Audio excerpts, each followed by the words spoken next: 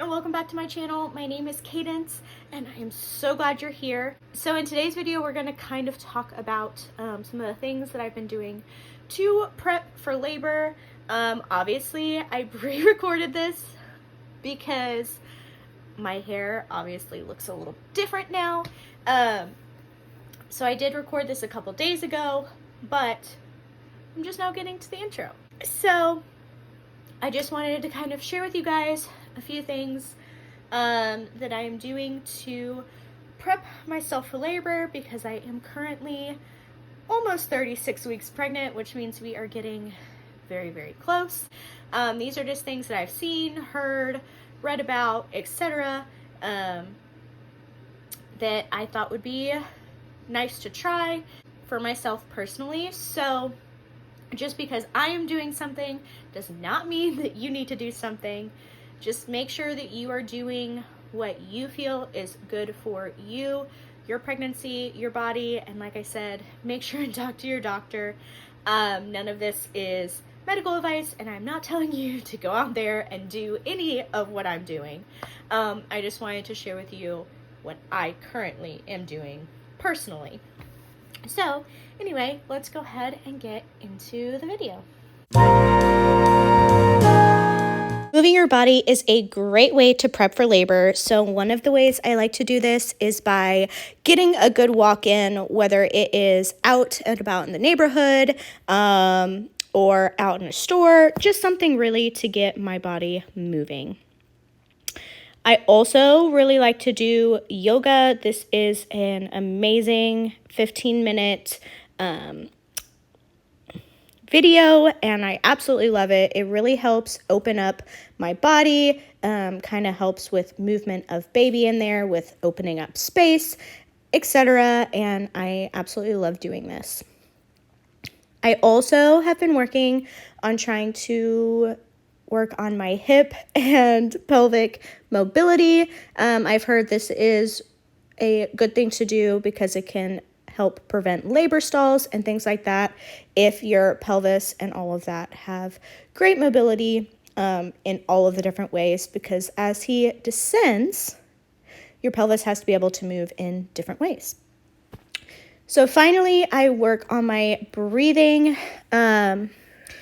This one I'm doing right here is really just to help with anxiety. And so it is in for 4 through the nose and out for 6 through the mouth. And it just really helps me to relax. Okay, so one of the things they say to do to prep for labor is around usually around 36 or 37 weeks. They recommend eating, I think it's like 4 to 6 dates a day or something like that. And I've never eaten a date before. So I looked up some different ways to eat them, some different toppings, things like that. So I thought we could try a few together. So I have my dates, and then we also have a few different topping options. So we have the basic, which is peanut butter. And then some people also like to add chocolate. So I'm gonna try one with chocolate and then some without chocolate. And then another way people like to eat it is with cream cheese. So putting a little cream cheese in there, so we got that. And then I thought it would be interesting to try some Greek yogurt and honey. So those are the 3, or I guess 4 different ways that we are going to try dates today. So let's go ahead and get these ready.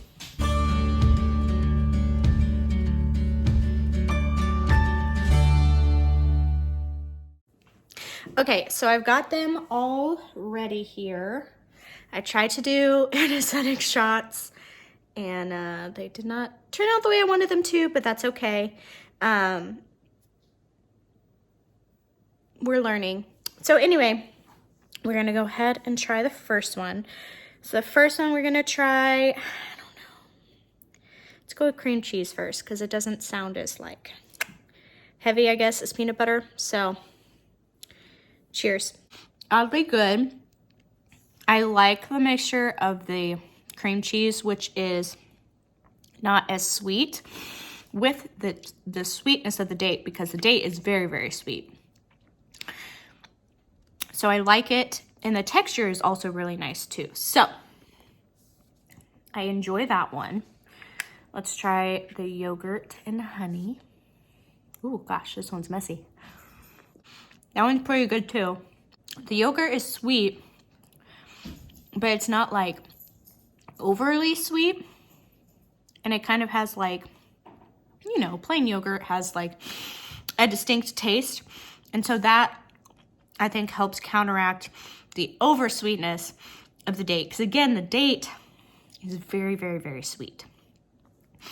And I think the honey complements that flavor. But I think both the cream cheese and the yogurt do a good job of cutting down on that, like, rich sweetness from the date. So I do like both of those. Now time for peanut butter. Not my favorite. Also because, also the dates themselves are pretty chewy. So then you add in the peanut butter and it makes it like a little bit more difficult to chew. Not more difficult, but it definitely takes more effort to eat it. And I don't really know how I feel about that. It's not my favorite. I'm between the cream cheese and the yogurt. I honestly don't know which one I like better.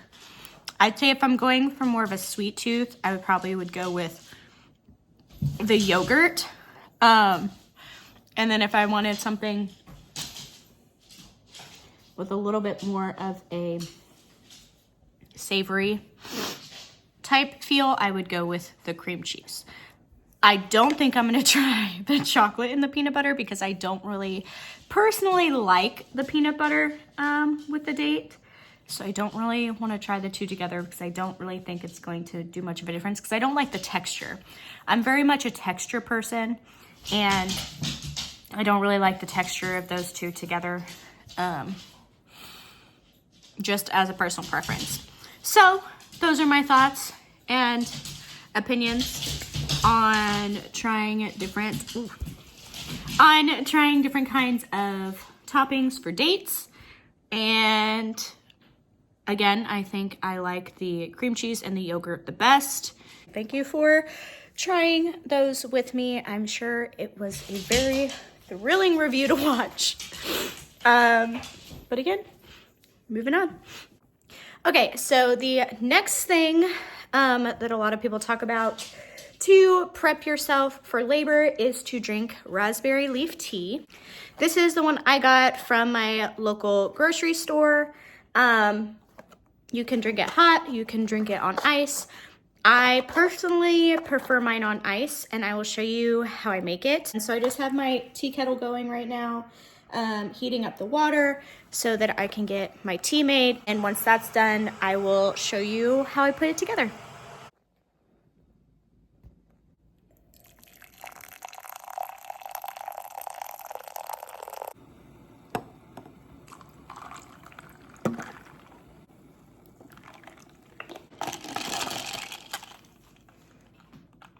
Usually I like to mix some type of juice in mine. So I have two options. I have the cranberry pineapple for when I'm feeling something a little bit more tart.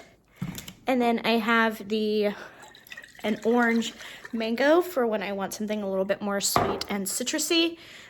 Sometimes I even mix the two together. So portion wise, I like to do half a glass of the raspberry leaf. So what I brewed actually made a couple of glasses for me. Basically in your third trimester, and when you do start, to start with only a single glass a day, slowly working your way up, because you don't want to overwhelm your body with too much of it. But if you are curious as to what this does, it's supposed to help tone your uterus and get it ready for labor, basically. And it also can help with menstrual cramps and things like that. So this isn't just something you drink when you're pregnant. You can drink it anytime. But if you do drink it during your pregnancy, it's recommended that you don't start until your 3rd trimester. But yeah, so that is my raspberry leaf tea, and I'm currently only drinking 1 to 1.5 glasses a day. I don't know if I will go to the full 4 or 5 glasses or however many is recommended. I mean, I'm okay with just sticking to 1 to 2 a day, depending on how my body feels and what I feel like I need. So that is that. Thank you guys so much for watching. I hope you enjoyed this video. If you did, and want to continue to follow along on my pregnancy journey and kind of the journey into being a first-time mom, don't forget to subscribe. I'd love to have you here, and yeah. Again, I hope you enjoyed this video, and I'm so happy that you were able to join us, and I will see you later.